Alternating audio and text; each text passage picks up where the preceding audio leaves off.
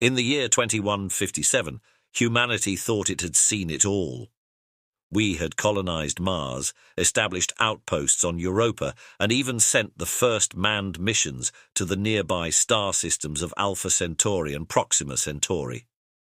Our understanding of the cosmos had expanded exponentially, and yet we were wholly unprepared for what we would discover in the depths of our own oceans. Dr. Amara Okafor stood at the viewing port of the deep-sea research station Poseidon's Trench, her dark eyes fixed on the inky blackness beyond. At a depth of 11,000 meters in the Mariana Trench, the pressure outside was crushing, the darkness almost absolute. Yet it was here, in Earth's most extreme environment, that humanity would encounter its greatest challenge and its greatest opportunity. Dr. Okafor, a voice crackled over the intercom, "We're picking up those anomalous signals again. They're stronger this time." Amara's heart raced. For weeks, they had been detecting strange electromagnetic pulses emanating from the ocean floor, unlike anything ever recorded. Some of her colleagues had joked about discovering Atlantis, but Amara suspected the truth was far more extraordinary. "I'm on my way," she replied, hurrying to the research lab. The lab was a hive of activity. Scientists and technicians huddled around holographic displays, showing real-time data from their deep-sea probes. Dr. Hiroshi Tanaka, the team's senior physicist, waved Amara over to his station. "Look at this," he said, pointing to a complex waveform on his screen. "The signals are becoming more coherent. It's almost as if they're trying to communicate."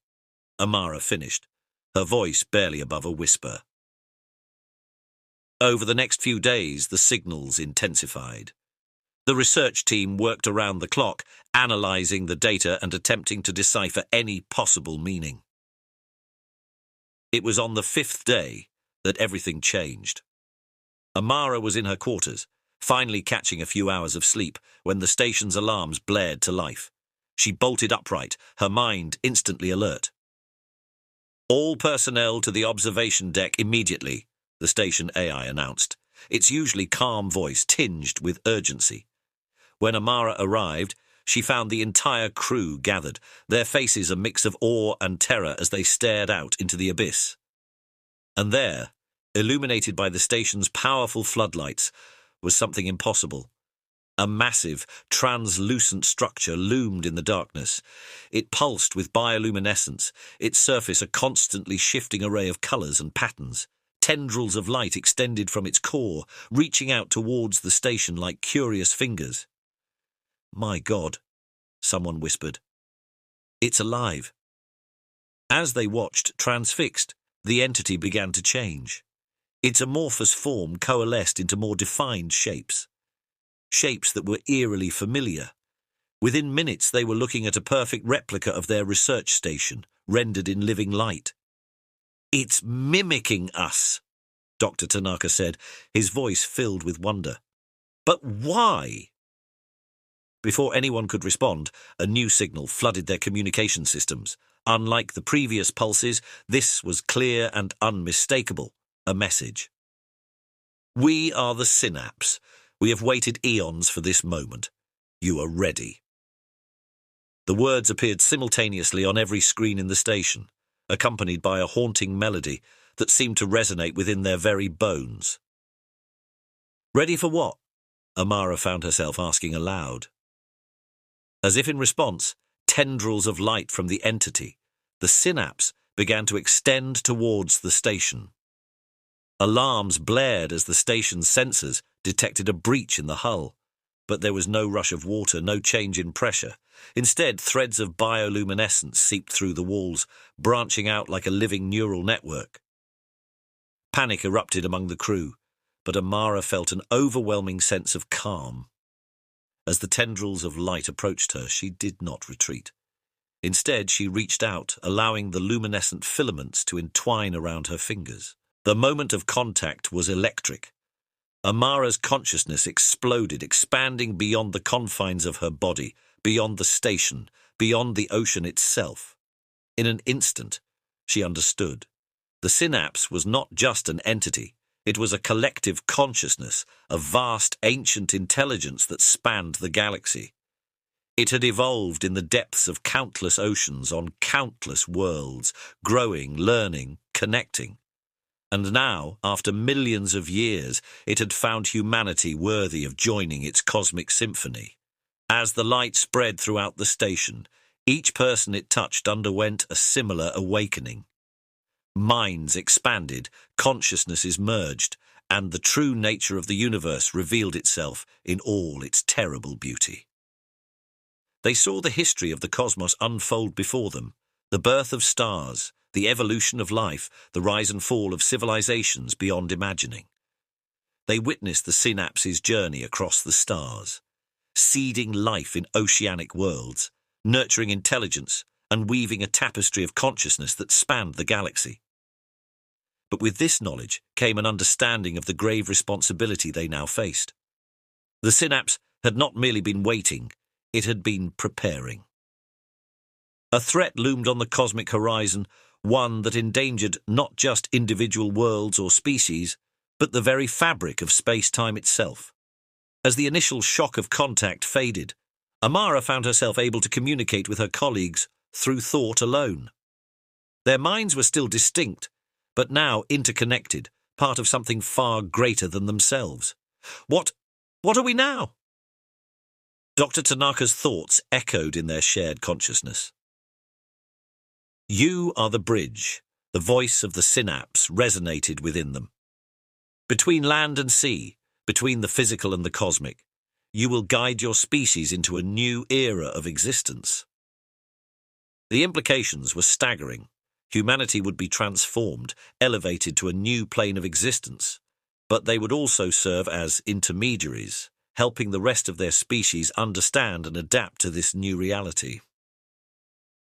Over the following weeks, as news of the contact spread, the world above the waves was thrown into chaos. Governments scrambled to understand and control the situation, religious leaders proclaimed the end times, and ordinary people grappled with the knowledge that humanity was no longer alone, and no longer merely human.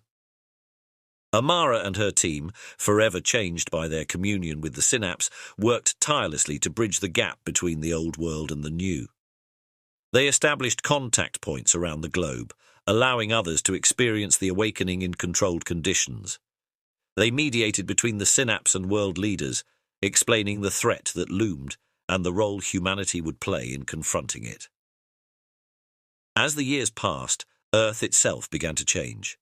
The oceans teemed with new life, bioluminescent networks spreading through the waters, connecting all of the world's seas into a single vast organism. On land, humans learned to tap into this network, accessing the collective knowledge of the Synapse and contributing their own unique perspectives and experiences. Cities were transformed, technology merged with biology in ways once thought impossible. The line between the physical and the digital blurred, as human consciousness learned to navigate both realms with equal ease. And all the while, the Synapse guided humanity's evolution, preparing them for the cosmic role they would soon play. But not all of humanity embraced this change. Some feared the loss of individuality, the merging of self with a greater whole. Others saw the Synapse as a threat, an invading force to be resisted at all costs. Conflicts erupted, battles fought both in the physical world and in the newly accessible realms of shared consciousness. Amara found herself at the center of these struggles, working to find a balance between progress and preservation, between the cosmic destiny the Synapse offered and the unique human spirit that had brought them to this point. It was a challenge unlike any humanity had faced before, requiring not just scientific knowledge or diplomatic skill, but a fundamental reimagining of what it meant to be human. As Earth grappled with its transformation, the first waves of human explorers, their minds and bodies augmented by Synapse biotechnology, ventured out into the galaxy. They encountered wonders beyond imagination, vast living starships grown from cosmic spores, planets with silicon-based ecosystems, and ancient machine intelligences that guarded the secrets of long-dead civilizations. But they also found evidence of the looming threat the Synapse had warned them about. Entire star systems lay dead, their planets reduced to lifeless husks. Rifts in space-time threatened to tear apart the very fabric of reality, and whispers spread of a malevolent force moving through the darkness between the stars, consuming all in its path. Humanity, guided by the wisdom of the Synapse and fueled by their own indomitable spirit, threw themselves into preparing for the coming storm. They established outposts on distant worlds, forged alliances with other species touched by the Synapse, and delved into cosmic mysteries that defied comprehension. Amara, now an elder stateswoman of this new cosmic civilization, stood on the bridge of the starship Nautilus, the most advanced vessel ever created by the Human Synapse Alliance. Around her, a crew of humans and other sentient species worked in perfect harmony, their minds linked by the Synapse network that now spanned a significant portion of the galaxy. As they approached the edge of known space, where the laws of physics began to break down and reality itself seemed to fray, Amara felt a familiar thrill of discovery mingled with apprehension. Whatever lay beyond, whatever cosmic horror threatened existence itself, she knew that humanity changed, evolved, but still undeniably human at its core, was ready to face it. The Nautilus paused at the threshold of the unknown. Amara took a deep breath, feeling the support and strength of billions of minds connected through the Synapse. With a thought, she gave the command to proceed. As the ship crossed into uncharted territory, alarms blared. Reality twisted around them, the very atoms of the ship threatening to unravel. But the Synapse held firm, its living lattice reinforcing the fabric of space-time itself. And there, in the swirling chaos of creation and destruction, they saw it, the entity that threatened all of existence. It defied description, a being of such cosmic scale and alien nature that merely perceiving it threatened to shatter their sanity. But the Synapse steadied them, allowing their minds to comprehend the incomprehensible. This was the Void Devourer, an entity as old as the universe itself, consuming reality to fuel its endless hunger. It had destroyed countless civilizations, snuffed out entire galaxies, and now it turned its unfathomable attention to the Milky Way. But humanity and their allies were ready. Drawing upon the collective knowledge of the Synapse, the cosmic wisdom of ancient species, and their own irrepressible creativity, they prepared to make their stand. Amara felt the weight of history upon her, the hopes and fears of trillions of beings across the galaxy, but she also felt something else. A fierce determination, a uniquely human refusal to yield in the face of impossible odds. It was this spirit, tempered by the cosmic awareness of the Synapse, that might just be the key to saving all of existence. As the Void Devourer approached, Amara gave the order to engage. The Nautilus surged forward, its synapse-enhanced systems operating on levels of reality beyond normal space and time. Around them, a fleet of allied ships moved into formation, each a testament to the unity and diversity of life in the galaxy.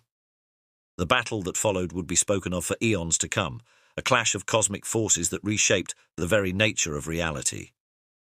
The Void Devourer lashed out with tendrils of uncreation, entire star systems winking out of existence in its wake. But the Synapse-linked fleet held firm, their combined consciousness reinforcing the fabric of space-time, refusing to let reality unravel.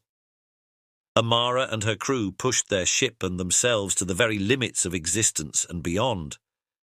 They navigated through dimensions humans had never known existed, wielded energies capable of igniting stars, and rewrote the laws of physics on the fly. For what seemed like an eternity, the fate of all creation hung in the balance. The Void Devourer's onslaught was relentless, its hunger insatiable. But slowly, incrementally, the tide began to turn. Drawing upon the deepest reservoirs of the Synapse's power and their own indomitable will, Amara and her allies began to push the Void Devourer back. They sealed the rifts it had torn in reality, contained its destructive energies, and slowly but surely began to unravel the very essence of the cosmic horror. In the final moments of the battle, as reality itself threatened to tear apart around them, Amara made a decision that would alter the course of cosmic history. Instead of destroying the Void Devourer, they would attempt to transform it, to integrate its vast energies into the Synapse network and transmute its hunger into a force for creation rather than destruction. The process was agonizing, taxing the limits of even their enhanced minds and bodies. But as the last vestiges of the Void Devourer were absorbed into the Synapse, a wave of creation swept through the galaxy. Dead worlds sprang to life, extinct species were reborn, and new forms of existence blossomed in the cosmic ether. As the dust settled and the new cosmic order began to take shape, Amara looked out at the transformed galaxy with a mixture of awe and humility. Humanity had faced its greatest challenge and emerged not just victorious, but fundamentally transformed. They were no longer merely terrestrial beings, but true citizens of the cosmos, guardians of life and existence itself. The journey that had begun in the depths of Earth's oceans had led them to the very edge of reality and beyond. And yet, Amara knew this was not an end, but a new beginning.